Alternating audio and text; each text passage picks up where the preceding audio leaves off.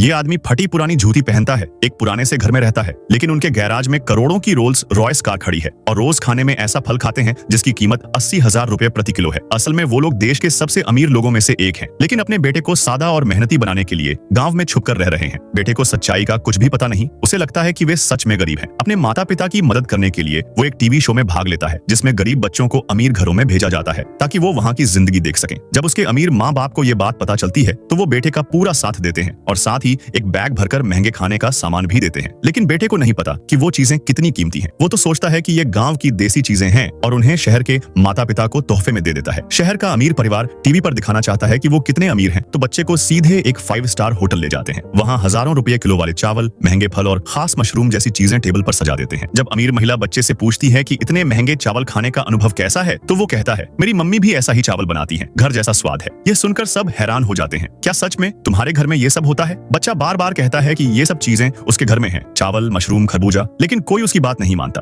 लोग उसे झूठा और दिखावा करने वाला कहते हैं। फिर जब वो अपना बैग खोलता है और वही चावल, वही मशरूम, वही फल सबके सामने रखता है तो सब चौंक जाते हैं। सबकी बोलती बंद हो जाती है। लेकिन इसी बीच वो गलती से एक कीमती चाय की केतली गिराकर तोड़ देता है जिसकी कीमत थी करीब 9 करोड़ रुपए। अब सब उस पर इल्जाम लगाने लगते हैं। बच्चा कहता है कि गलती उससे नहीं बल्कि छोटे लड़के से हुई है, लेकिन कोई उसकी बात नहीं मानता। लोग उसे झूठा और चालाक समझते हैं। बच्चा रोते हुए कहता है, क्या सिर्फ इसलिए कि मैं गांव से आया हूं और गरीब दिखता हूं लोग मुझे झूठा समझते हैं? क्या गरीब होना गुनाह है? फिर एक गार्ड आता है और कहता है कि सीसीटीवी फुटेज मिल गया है और फिर सब सच्चाई सामने आती है।